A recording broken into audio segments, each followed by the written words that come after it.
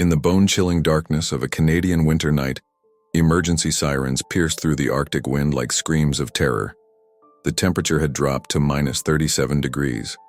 Snow whipped sideways across the tiny Inuit village. And somewhere in that frozen wasteland, a massive polar bear was heading straight toward the elementary school. Parents abandoned their warm dinners and ran into the night, their breath forming desperate clouds in the frigid air. Hunters grabbed their rifles with shaking hands. The village chief shouted orders that were swallowed by the howling wind. Everyone knew the drill. Everyone knew what had to be done when a hungry bear threatened their children. But 8-year-old Sophie knew something different. While chaos erupted around her, while grown men loaded bullets and mothers clutched their hearts in panic, this little girl with braided black hair and eyes like dark pools made a decision that would leave an entire community speechless. A decision that would make seasoned hunters lower their weapons. A decision so unthinkable, so impossible, that when you hear what happened next, you'll question everything you thought you knew about fear, courage, and the mysterious connection between a child's pure heart and a wild animal's desperate soul. The bear was 800 pounds of raw power and starvation. His massive paws left prints the size of dinner plates in the snow. His breath created steam clouds that looked like smoke signals in the Arctic air. Wildlife experts later said he should have been hibernating, but something had gone terribly wrong. Climate change had disrupted his natural patterns. Food sources had vanished. He was confused, starving, and getting more dangerous by the hour. The village had protocols, clear rules. When a polar bear threatens the community, you eliminate the threat. No exceptions, no second chances. These weren't cuddly zoo animals. They were apex predators capable of crushing a human skull with one swipe of their massive claws. Sophie's father, Ethan, was the village's wildlife officer. His job was simple: protect the people, even if it meant taking a life. He'd done it before. Clean shots, quick decisions, no regrets. That's how you survived in the unforgiving Canadian Arctic. But tonight would be different. Tonight, as Ethan raised his rifle and took aim at the approaching bear, his daughter would do something so extraordinary, so completely impossible, that it would challenge every survival instinct screaming in his head. Something that would make him choose between following protocol and trusting in a miracle he never saw coming. The bear stopped just 50 feet from the school playground. His massive head turned. His black eyes searched the darkness. And that's when Sophie stepped out of the shadows, walking slowly toward 800 pounds of wild predator, humming a lullaby her grandmother had taught her in the ancient Inuktitut language. What happened in the next 60 seconds would change everything. Are you ready to discover what this little girl did that made an entire village believe in magic again? The village of Tearjerker sits like a tiny jewel of human determination on the edge of Hudson Bay, where the Canadian Arctic meets the endless frozen sea. Here, winter doesn't just arrive, it conquers. For 8 months of the year, temperatures plummet so low that your breath freezes before it leaves your mouth, and the sun barely kisses the horizon before disappearing again into the polar night. This isn't just cold. This is the kind of cold that makes metal snap like brittle bones, where stepping outside without proper protection means frostbite in minutes and death in hours. The wind doesn't just blow. It screams across the tundra with a fury that can knock a grown man off his feet and bury entire houses under drifts of snow that pile up like frozen mountains. But for the 300 Inuit families who call this place home, this harsh landscape isn't an enemy to be feared. It's a sacred homeland passed down through countless generations, where every snowflake carries the whispers of ancestors and every aurora dancing across the midnight sky tells a story older than written history. The houses huddle together like protective siblings, their bright colors, deep blues, warm yellows, fierce reds, defying the monochrome wilderness that surrounds them. Smoke rises from chimneys in steady streams, carrying the scent of seal oil lamps and traditional stews that have nourished families through countless Arctic winters. Solar panels and satellite dishes perch on rooftops next to traditional kayaks and hunting sleds, a beautiful blend of ancient wisdom and modern necessity. In the community center, elders gather every evening around crackling fires, their weathered faces illuminated by dancing flames as they share stories in Inuktitut, the native language that flows like music through the frigid air. They speak of Nanook, the great polar bear spirit who watches over both hunter and hunted. They tell tales of the legendary white bears who can appear and disappear like ghosts in the snow. Bears so intelligent, they can outwit the most experienced hunters. Bears who understand the delicate balance between survival and respect. Children like Sophie grow up hearing these stories, absorbing them like sponges soak up water. They learn that every animal has a spirit, every hunt requires ceremony, and every life taken must be honored. They're taught that courage isn't the absence of fear. It's the willingness to act with wisdom and compassion, even when your heart is pounding like thunder in your chest. Sophie's family lived in a house painted the color of summer berries, with animal hides stretched across wooden frames and traditional parkas hanging by the door like colorful guardians. Her grandmother Siku was a keeper of the old ways, a woman whose hands could craft tools from bone, and whose voice could calm storms with ancient songs. Every night, she would brush Sophie's long black hair and whisper stories about the spirits that moved through the Arctic wilderness. Her father, Ethan, walked between two worlds. By day, he was a modern wildlife officer, trained in conservation techniques and equipped with radio communications and tranquilizer guns. But by night, sitting beside the fire with his family, he remembered the hunting lessons his own father had taught him, the sacred rituals, the deep respect for every creature that shared their frozen homeland. The village school where Sophie learned alongside her cousins and friends was more than just a building. It was the heart of the community's future. Teachers from the south came and went, but the most important lessons happened after class, when elders would visit to share traditional knowledge about reading weather patterns, understanding animal behavior, and recognizing the subtle signs that meant the difference between life and death in the Arctic.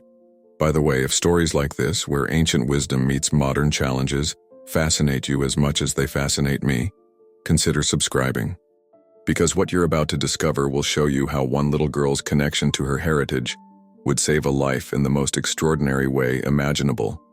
This was the world that shaped Sophie's heart, where respect for nature wasn't just taught, it was lived, breathed, and woven into the very fabric of daily existence.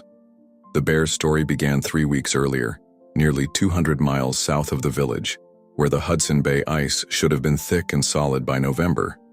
Instead, climate change had turned his world upside down. The ice formed late, broke early, and left gaps where there should have been hunting grounds. His name, if bears had names, might have been Siku, the Inuktitut word for ice, because ice was all he had ever known. At just 4 years old, he was still learning the ancient rhythms of survival that his mother should have taught him for another year. But she had disappeared during the previous spring's unusually early ice breakup, leaving him to navigate the complexities of Arctic survival alone. He was magnificent in his raw power, 800 pounds of muscle and instinct wrapped in cream-colored fur that gleamed like starlight against the snow. His paws were massive dinner plates that could crush through ice, or deliver a blow powerful enough to stun a seal instantly.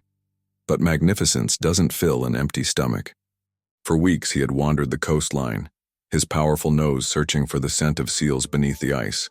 Each day brought more frustration, more desperate hunger. The fat reserves that should have sustained him through winter were already depleting. His ribs, though hidden beneath thick fur, were beginning to show the sharp edges of starvation. Climate scientists would later explain that bears like him were becoming climate refugees, forced to travel unprecedented distances in search of food as their traditional hunting grounds vanished. The first sighting came from old Peter Kanguk, a hunter whose eyes had tracked wildlife movements for over 60 years. He was checking his fish nets through holes in the shore ice when he spotted massive paw prints leading toward the village. The prints were fresh, deep, and heading in a direction that made his experienced heart skip with worry. "Nanook is walking among us," he told the village council that evening, using the traditional name for polar bear. But his tone carried none of the reverence usually associated with speaking of the great white spirits. This was a warning wrapped in cultural respect. Within hours, the sightings multiplied. Sarah Tutu saw a massive white shape moving between the fuel storage tanks at dawn. Tomiak Navigak found his garbage cans scattered and demolished, with claw marks gouged deep into the metal. The village dogs, usually fearless guardians of their territory, began whimpering and staying close to their owners, their ancestral memory recognizing a predator that could make them prey in seconds. The community center became an emergency meeting place as voices rose in heated debate. Some elders spoke of the old ways, of ceremony and respect, of trying to guide the bear back to safe hunting grounds through ritual and patience. But others, especially those with young children, demanded immediate action. "This isn't the old days," shouted Marcus Amagowalik, whose 5-year-old daughter walked to school every morning. "We can't risk our children's lives for romantic notions about bear spirits. One swipe of those claws, and a child is gone forever." The arguments grew more intense each day as evidence of the bear's presence increased. He had approached the school playground twice, leaving prints in the snow just yards from where children played during recess. He had tested the doors of the community freezer, searching for the stored meat that his powerful nose told him was inside. Each incident brought him closer to a deadly encounter with humans. Ethan found himself caught in an impossible position. His training told him that a habituated bear, one that had lost its natural fear of humans, was extremely dangerous and should be eliminated immediately. The wildlife management protocols were crystal clear. Public safety trumped all other considerations. No exceptions. But his heart, shaped by the same traditions that guided his daughter, whispered different wisdom. This wasn't a rogue killer stalking the village for sport. This was a desperate, confused young animal whose world had been turned upside down by forces beyond his control. The bear wasn't evil. He was lost. Sophie absorbed every word of the adult conversations with the intense focus that only children possess. She watched her father's face as he cleaned his rifle, saw the way his hands trembled slightly as he loaded the tranquilizer darts that might not work fast enough in an emergency. She noticed how her grandmother, Siku, would pause in her traditional stories and stare out the window toward the darkness where the bear wandered. During one particularly heated village meeting, as voices rose and tempers flared, Sophie slipped away from her parents and walked to the window. Outside, she could see the aurora borealis painting the sky in sheets of green and gold, and she wondered if the spirits her grandmother spoke of were trying to tell them something important. Something about finding a different way to solve problems that seemed impossible. The breaking point came on a Tuesday night, when the bear appeared at the school fence during the evening community hockey practice. Parents grabbed their children and ran while the bear stood motionless, watching the humans scatter like startled birds. He made no aggressive moves, showed no signs of predatory behavior. He simply stood there, as if trying to understand these strange creatures who smelled of fear and desperation. That's when the village council made their final decision. The bear had become too comfortable around humans. Tomorrow, if he appeared again, Ethan would have no choice but to shoot to kill. The next evening arrived with an eerie stillness that made the Arctic air feel electric with anticipation. The temperature had dropped to -42 degrees, so cold that the snow beneath footsteps squeaked like breaking glass, and exhaled breath turned to ice crystals before hitting the ground. Streetlights cast pale yellow circles in the darkness, creating an otherworldly scene that looked more like a movie set than a real place where families lived and children played. Sophie sat in her classroom during after-school tutoring, practicing her reading while her father conducted his final patrol of the village perimeter. Through the frosted windows, she could see other parents arriving to pick up their children, their movements quick and nervous, eyes constantly scanning the shadows between buildings. Everyone knew this might be the night. Everyone felt the tension crackling in the air like electricity before a storm. At exactly 7:32 p.m., Tommy Aknavagak's voice crackled through Ethan's radio with words that turned his blood to ice water. "He's here, the bear. He's at the school playground, moving toward the main entrance." The emergency sirens began their haunting wail across the village, a sound that meant only one thing: imminent danger. Parents who had been walking calmly toward the school broke into desperate runs, their boots slipping on the icy ground as they rushed to reach their children. The few hunters who lived nearby grabbed their rifles and began converging on the school from different directions, their breaths forming desperate clouds in the frigid air. Inside the school, 12 children and 2 teachers heard the sirens and immediately activated lockdown procedures they had practiced countless times. Lights went out, doors locked. Children huddled together in the center of classrooms, away from windows, while teachers whispered reassuring words that couldn't quite mask their own terror. But Sophie wasn't with the other children.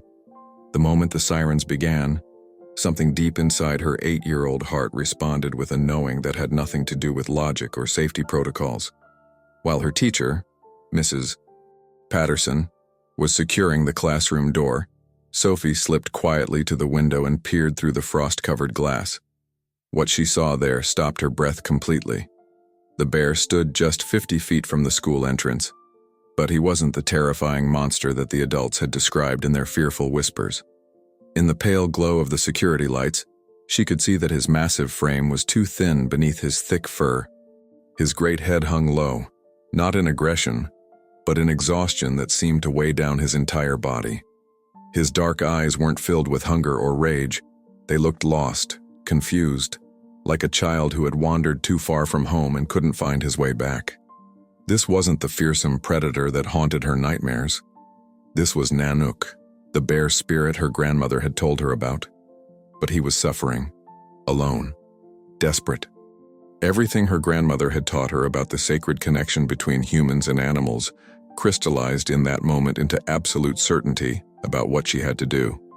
Ethan arrived at the school at a dead run, his heavy boots pounding against the packed snow as he rounded the corner of the building. His rifle was loaded, safety off, ready to fire the moment he had a clear shot.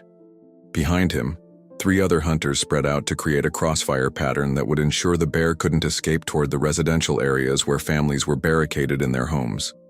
The bear sensed the approaching humans and lifted his massive head, swiveling it slowly to track the movement around him. His nostrils flared as he tested the air, reading the scent signatures of fear, adrenaline, and lethal intent that surrounded him on all sides.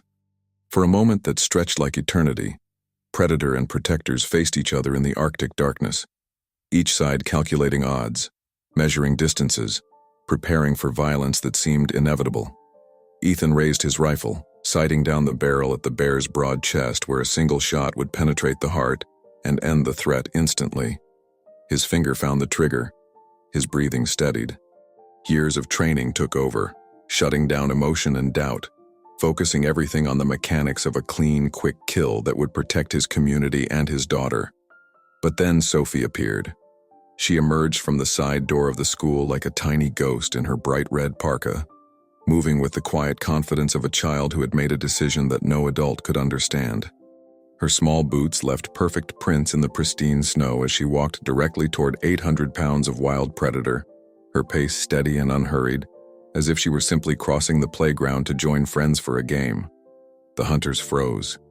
Parents who had been running toward the school stopped in their tracks, their voices catching in their throats as they tried to scream warnings that wouldn't come.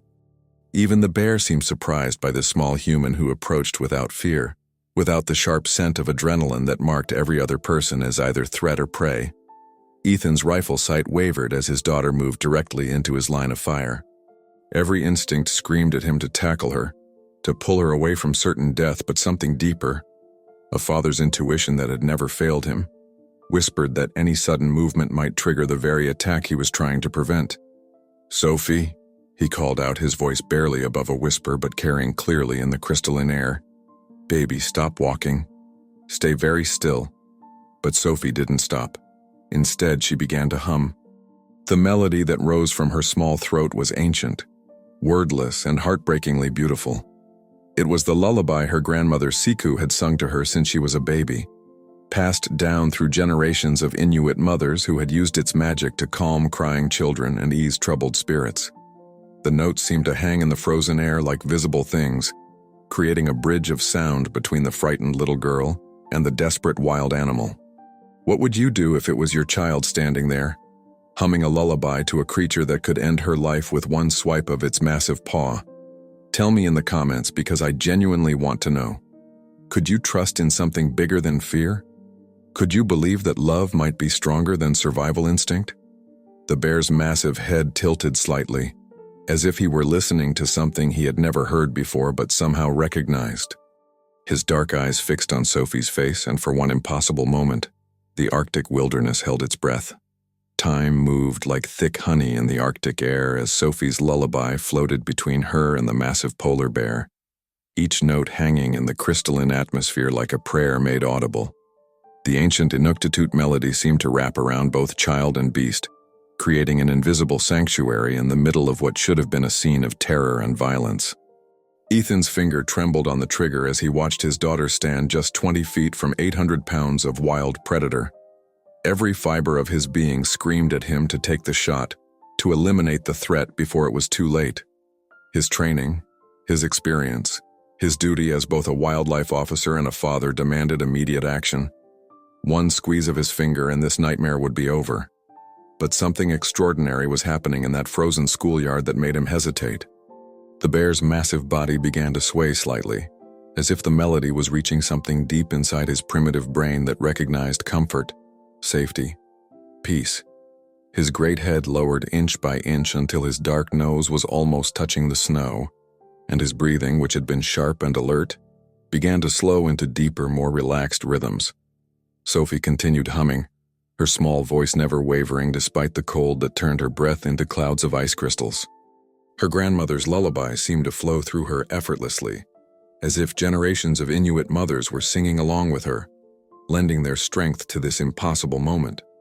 She took another small step toward the bear, then another, her red boots leaving perfect prints in the pristine snow. The other hunters positioned around the school maintained their aim, but confusion clouded their faces as they witnessed something that defied everything they knew about predator behavior. Wild polar bears didn't respond to human music. They didn't show signs of recognition or emotional connection. They were apex predators driven by hunger and survival instinct, not gentle giants who could be soothed by children's songs. Yet here was undeniable evidence that challenged every assumption about the unbridgeable gap between human civilization and untamed wilderness. "Jesus Christ," whispered Tomiak Navigak into his radio, his voice barely audible as he watched the scene unfold through his rifle scope. "The bear. He's responding to her singing." Parents who had been frozen in terror began to move closer, drawn by a mixture of fear for the little girl and fascination with what appeared to be impossible. Mothers pressed their hands to their mouths to stop themselves from crying out. Fathers gripped their wives' arms, torn between the urge to rush forward and rescue Sophie, and the growing realization that their intervention might destroy whatever fragile magic was taking place in front of them. Sophie's voice grew stronger as she sensed the bear's response, the lullaby expanding into variations that her grandmother had taught her for different occasions. One verse for calming storms, another for easing pain, a third for bringing peace to troubled spirits. Each melodic phrase seemed to reach deeper into the bear's consciousness, touching places that had never been touched by human contact. The bear's massive frame began to sink lower, his powerful legs folding beneath him as exhaustion and something that looked remarkably like relief washed over his features. His eyes, which had been sharp and alert with the hypervigilance of a starving predator, began to soften into an expression that could only be described as grateful surrender. Ethan made his decision. Slowly, carefully, he lowered his rifle and began walking toward his daughter and the bear. Each step required tremendous courage because everything in his training told him he was walking into a death trap. But something deeper than training, a father's intuition combined with a lifetime of respecting the mysterious connections between humans and the natural world, guided his movements. The other hunters watched in amazement as their leader abandoned the safety of distance and defensive positioning. Some began to lower their own weapons, while others maintained their aim, ready to fire if the situation turned deadly in the space of a heartbeat. As Ethan drew closer, he could see details that made his breath catch in his throat. The bear's ribs were visible beneath his thick fur, evidence of the starvation that had driven him so far from his natural habitat. His paws, massive and powerful, were cracked and worn from walking unprecedented distances across ice and stone. This wasn't a rogue killer stalking human prey. This was a desperate refugee whose world had literally melted beneath his feet. Sophie's lullaby reached its natural conclusion, the final notes dissolving into the Arctic silence like smoke dispersing in still air. For a moment that lasted forever, girl and bear looked at each other across the small distance that separated them. Two beings from completely different worlds who had somehow found a bridge of understanding that transcended species, language, and the basic laws of predator and prey. Then, slowly, gracefully, the great bear lowered his massive body completely to the snow and rested his huge head on his front paws. His dark eyes remained open, fixed on Sophie's face, but his breathing deepened into the rhythm of profound exhaustion finally allowed to express itself. He had found what he had been searching for without knowing he was searching. Not food, not territory, not dominance, but simply a place where he could stop running and rest. Ethan reached his daughter's side and knelt in the snow beside her, his rifle forgotten as he wrapped his arms around her small frame. Together, father and daughter knelt in the Arctic darkness next to a sleeping polar bear, witnessing a miracle that would change how their entire community understood the relationship between civilization and wilderness. The bear slept, finally at peace, while Sophie's hand gently touched his massive shoulder through her bright red mittens. The Arctic silence that followed Sophie's lullaby was unlike anything the village had ever experienced. It wasn't the empty quiet of a winter night, but something deeper, a profound stillness that seemed to hold the entire world in suspended animation, while three unlikely companions shared a moment that defied every law of nature and survival. Kneeling in the snow beside his daughter and the sleeping polar bear, Ethan felt his heart hammering against his ribs with such force that he was certain the sound would wake the massive creature resting just inches from Sophie's small frame. The bear's breathing had settled into the deep, steady rhythm of exhausted sleep, his great chest rising and falling like a snow-covered mountain, breathing with the pulse of the earth itself. Sophie's mittened hand remained gently placed on the bear's shoulder, her touch so light it barely disturbed the thick cream-colored fur, yet somehow conveying a connection that transcended every boundary between human and wild. Her face, illuminated by the pale glow of the school's security lights, showed no fear, no triumph, only a quiet satisfaction, as if she had simply completed a task that had always been meant for her to do. The smell of the bear filled Ethan's nostrils, a mixture of sea salt, ice, and something wild and ancient that belonged to places where humans had never walked. His fur was damp with melted snow, and Ethan could see the individual ice crystals clinging to the longer hairs around his massive neck. Up close, the sheer size of the creature was overwhelming. His head alone was larger than Sophie's entire torso, and his paws, relaxed in sleep, revealed claws as long as railroad spikes and twice as sharp. This close, Ethan could also see the evidence of the bear's desperate journey written across his magnificent body. Scars from encounters with ice and stone marked his hide. His nose was cracked and dry from breathing the harsh Arctic air for too many days without proper rest. Most heartbreaking of all, Ethan could see the subtle signs of malnutrition that his trained eye recognized. The slight prominence of ribs beneath the thick fur, the way his powerful muscles had begun to waste from lack of proper food. Around the schoolyard, the other hunters maintained their positions but had lowered their weapons, their faces showing mixtures of amazement, confusion, and growing understanding. Parents who had arrived in panic now stood in small clusters, speaking in hushed whispers as they witnessed something that challenged everything they thought they knew about the relationship between civilization and wilderness. Mrs. Patterson, Sophie's teacher, had emerged from the school building and stood in the doorway with the other children pressed behind her, their young faces filled with wonder rather than fear as they watched their classmate accomplish something that would become legend in their small community. Even the village dogs, who had been cowering and whimpering for days at the scent of the massive predator, now sat quietly, as if they too recognized that something sacred was taking place. The bear's sleep deepened, and with it came small sounds that made Ethan's throat tighten with unexpected emotion. Soft, huffing breaths that sounded almost like sighs of relief. The tiny movements of facial muscles that suggested dreams, perhaps of better times when ice was thick and seals were plentiful.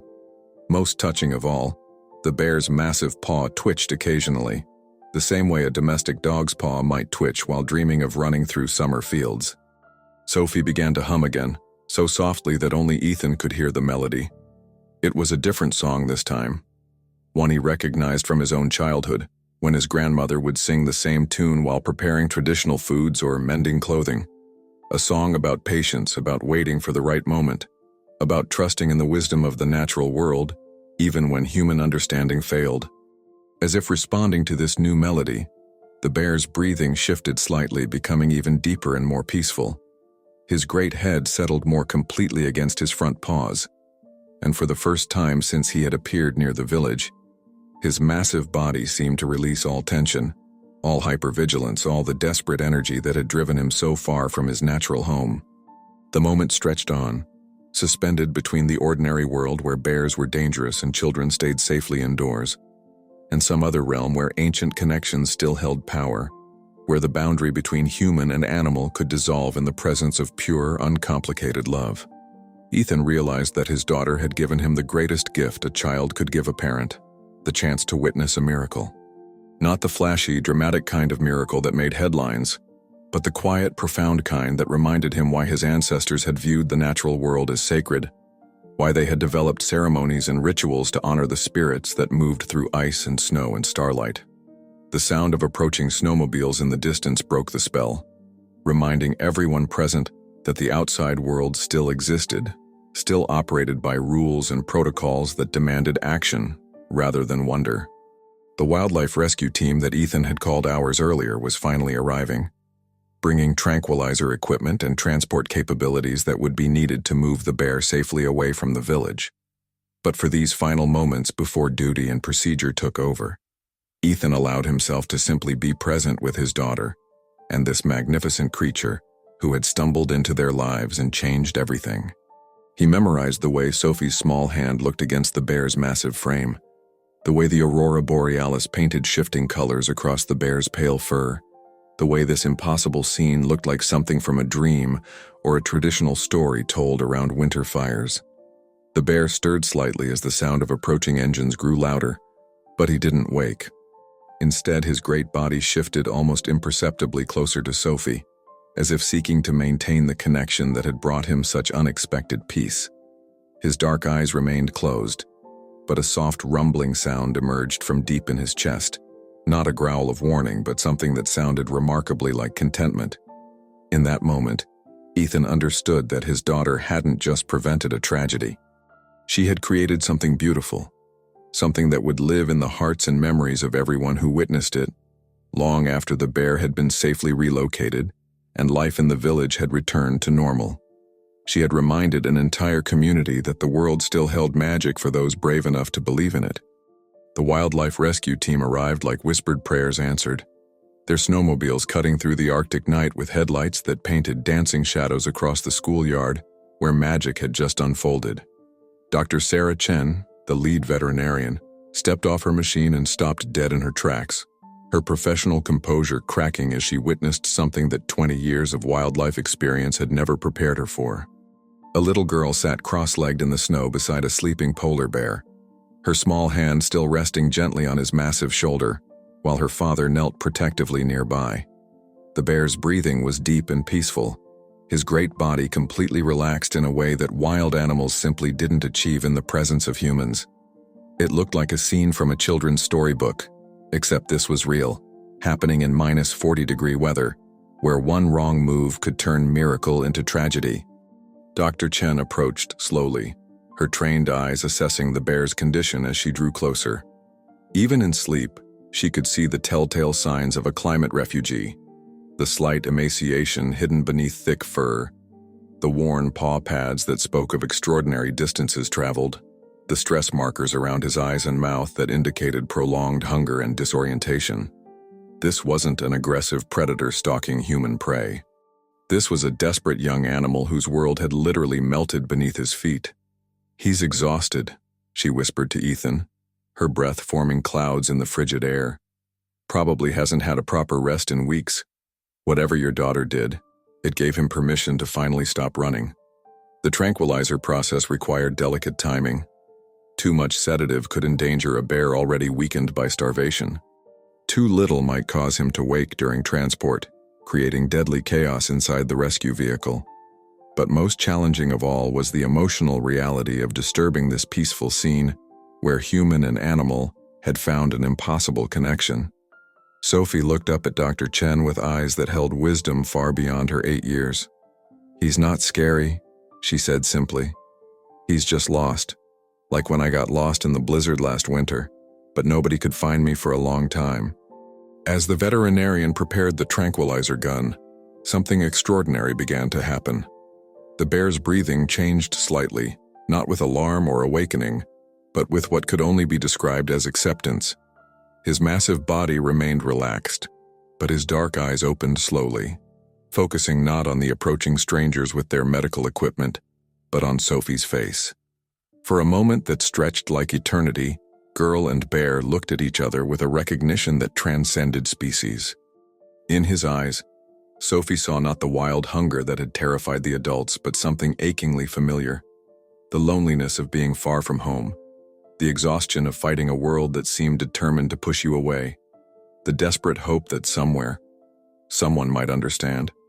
The bear's gaze shifted to Ethan, and in that moment something passed between the wildlife officer and the magnificent creature he had been prepared to kill.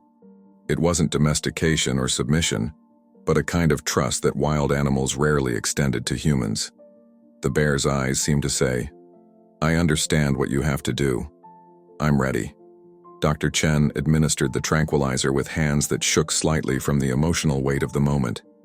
The bear accepted the injection without struggle, his gaze never leaving Sophie's face as the medication began to take effect.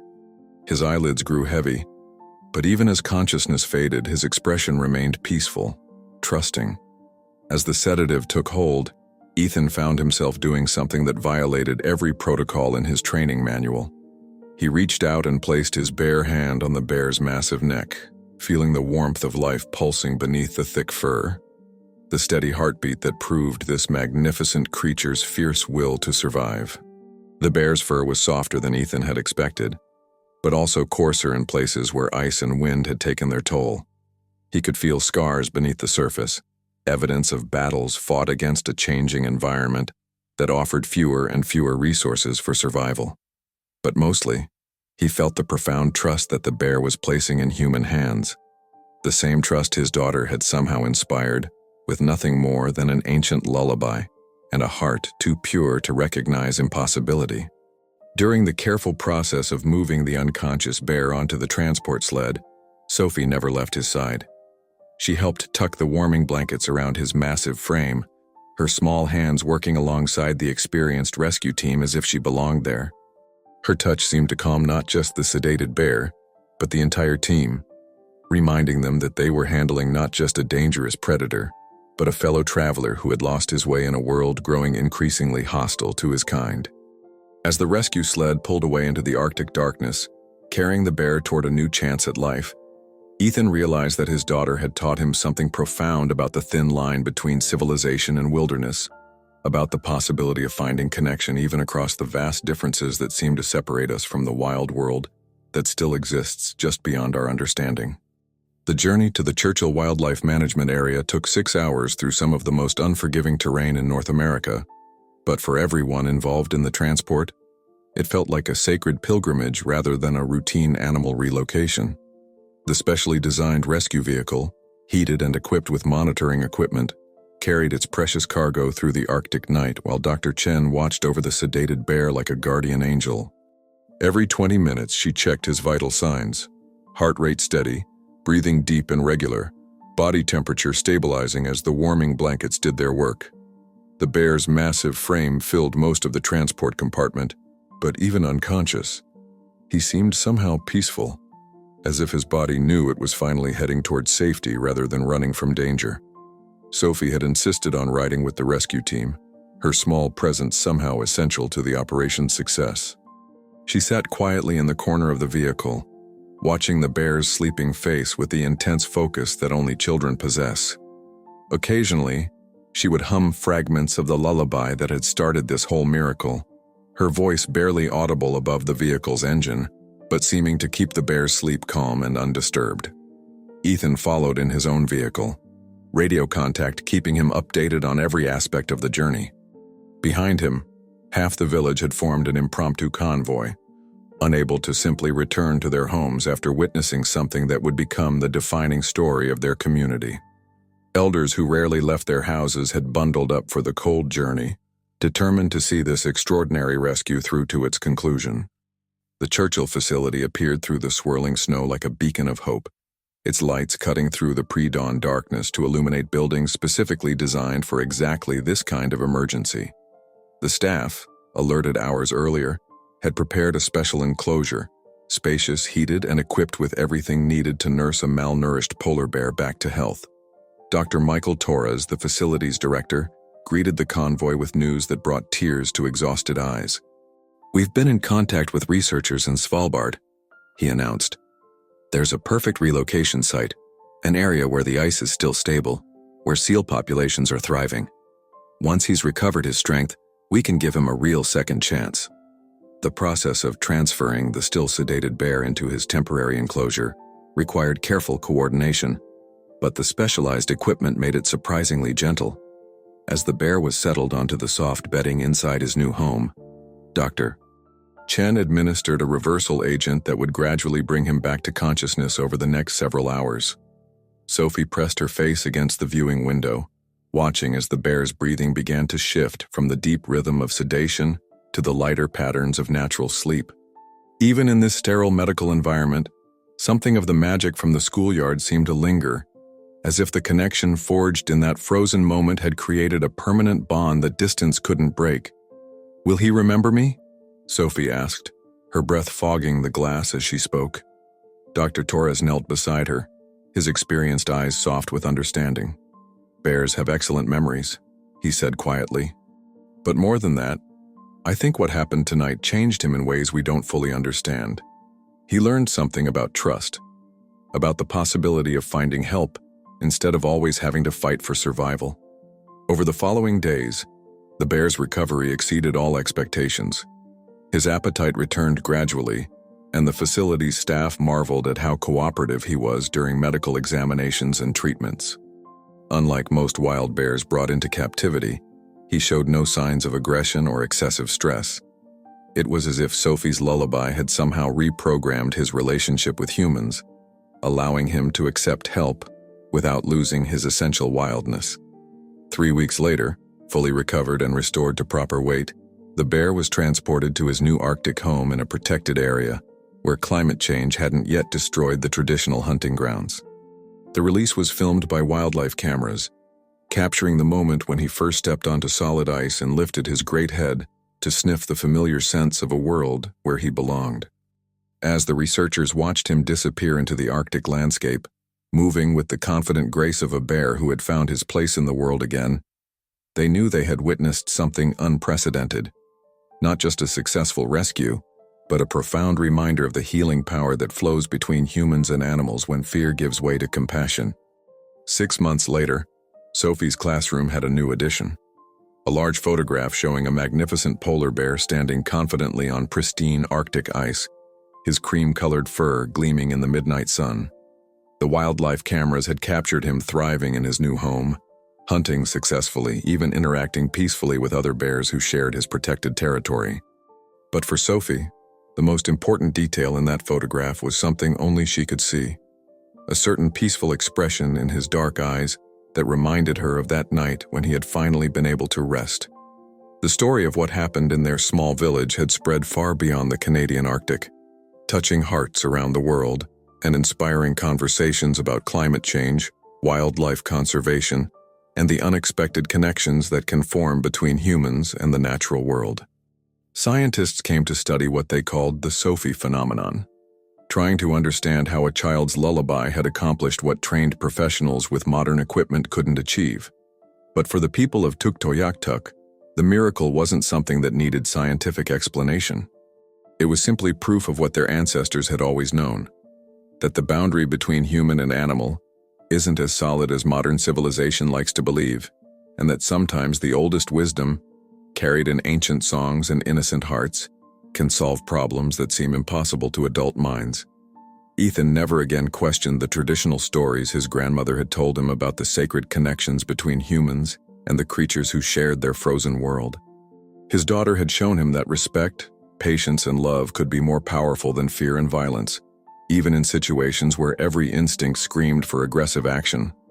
The village council quietly changed their protocols for wildlife encounters, adding new procedures that emphasize de-escalation and understanding rather than immediate elimination of perceived threats.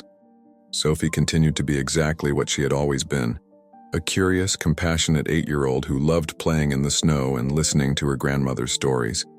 But now she carried something additional, a quiet confidence that came from knowing she had looked into the eyes of wildness and found not an enemy, but a fellow traveler who needed help finding his way home.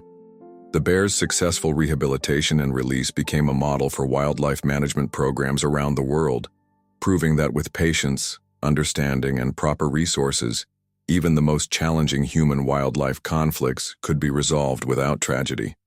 But more importantly, it reminded everyone who heard the story that the world still held space for magic, for connections that transcended species and circumstance. On quiet winter nights when the aurora borealis painted the sky in sheets of green and gold, Sophie would sometimes stand at her bedroom window and hum the lullaby that had started it all. She didn't know if her voice could travel the hundreds of miles to where the bear now lived his wild, free life, but she liked to imagine that somewhere in the Arctic darkness, he might hear the echo of that ancient song and remember the night when a little girl taught an entire community that courage isn't the absence of fear. It's the willingness to choose love over fear, understanding over violence, hope over despair. Sometimes the smallest voices carry the biggest truths. Sometimes it takes the heart of a child to remind adults what it really means to be human. And sometimes, just sometimes, a simple lullaby can change the world. If Sophie's story touched something deep inside your heart, if it reminded you that the world still holds miracles for those brave enough to believe in them, then you're exactly the kind of person who belongs in our community. This isn't just entertainment. These are real stories about real connections that prove love and compassion can triumph over fear and violence, even in the most impossible circumstances. Right now, somewhere in the world, another child is showing adults what courage really looks like. Another unlikely friendship is forming between humans and the wild creatures who share our planet. Another moment of pure magic is waiting to unfold, and when it does, we'll be there to share it with you. Hit that subscribe button and ring the notification bell, because these stories matter now more than ever. In a world that often feels divided and frightening, we need reminders that kindness is stronger than cruelty, that understanding can bridge any gap, and that sometimes the most profound wisdom comes from the smallest voices. Our next story will take you deep into the Amazon rainforest, where a lonely jaguar and a young indigenous boy formed a bond that saved not just one life, but an entire ecosystem. It's a tale of ancient wisdom, modern threats, and the incredible power of trusting your heart even when everyone tells you you're wrong. Don't miss it. Stories like these don't just entertain. They change how we see the world, how we treat each other, and how we understand our place in the magnificent web of life that connects us all. Subscribe now, and join us for the next unbelievable moment when the impossible becomes reality, when love conquers fear, and when we're reminded once again that the most beautiful stories are the ones that are absolutely, impossibly true. The next story is waiting. Are you ready to believe in magic again?